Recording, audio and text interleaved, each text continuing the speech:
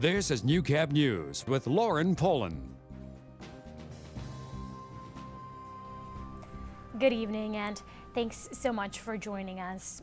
2 people are in hospital with serious injuries after an ATV crash in St. Paul County last night. Police allege alcohol was a factor in the accident and charges are pending against the 52-year-old male driver. The man and a 42-year-old woman were riding the quad when he allegedly lost control, causing the ATV to roll over. Both victims were thrown from the vehicle. Neither were wearing helmets. The woman was airlifted by Stars Air Ambulance to Edmonton with life-threatening injuries, while the man was transported to St. Paul Hospital. Both are now in stable condition. Expect major delays if you're driving on border city highways tomorrow. Lloydminster's busiest intersection, the crossroad of Highway 16 and 17, will be partially closed for the entire day. The intersection is closing to repave the south side of Highway 16. If you're driving on Highway 17, you will be rerouted, but those traveling on Highway 16 will still be able to cross. However, you can't turn right onto the other highway. The work will take about 4 days to finish, but the intersection closure is only expected to last for a day. Well, the race is heating up for City Council. It's been a busy day at City Hall with 5 fresh faces submitting their nomination forms for councillor positions. Lisette Green is looking to bring more diversity and a new perspective to council, better representing young women in the border city. After spending a year of volunteering across Canada, Lisette says she's learned what good communities are built on and would like to contribute this to our growing city. A lot of people think that Lloyd is still a small town, but I feel that we're becoming a city very rapidly. We've got so many things going on and we've got so many big companies coming in. We need to start thinking like that. One of the biggest issues Lisette would like to tackle is improving city roads.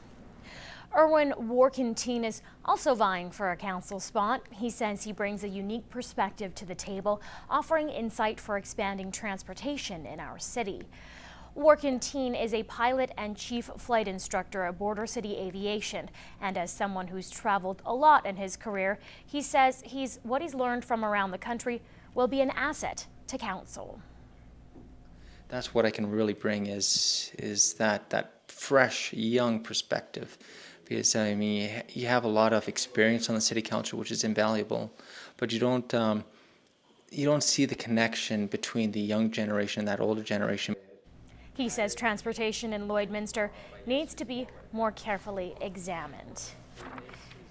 And 3 other candidates have also stepped up, vying for a councillor position. Amid Raminian, Kevin Ramsey, and Jason Whiting filed their papers later this afternoon. And time is ticking down to throw your name in the ring for the upcoming election. The deadline to file those papers is tomorrow at 4 p.m.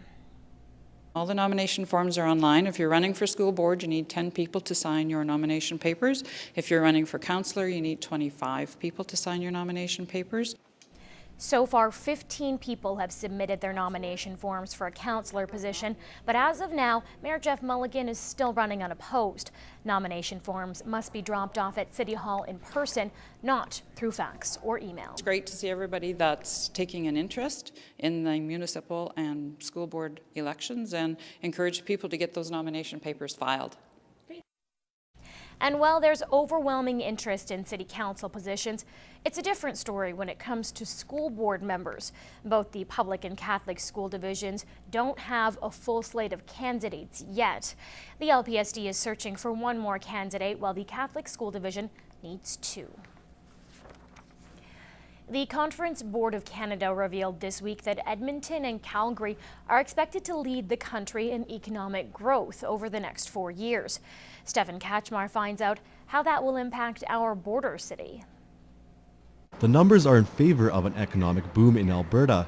$29 billion worth of energy-related projects are already underway, and another $86 billion is in the works. Well, those are some of the things obviously going up in and around the oil sands up north in Wood Buffalo and the other areas of oil sands in the province, and other types of upgrading and refining activity. Though the work's being done outside of major cities, the number of administration jobs increases, causing the population to continue to grow in Alberta. Managerial type roles that happen in the oil field that might be in Calgary, they're managing ultimately the projects that are they're in Fort McMurray or they're in and around Lloydminster. The study concentrated mainly on major Canadian cities, noting that Saskatoon and Regina will get a boost from a 30-year high in the housing market. Lloydminster should also expect to see significant growth. Well, we're positioned fairly well. I mean, we've got a good set of infrastructure, and that's growing. You know, we see 2 schools underway. We see work with police stations and so on. So we're working to meet that infrastructure. Stefan Kaczmar, Newcap News.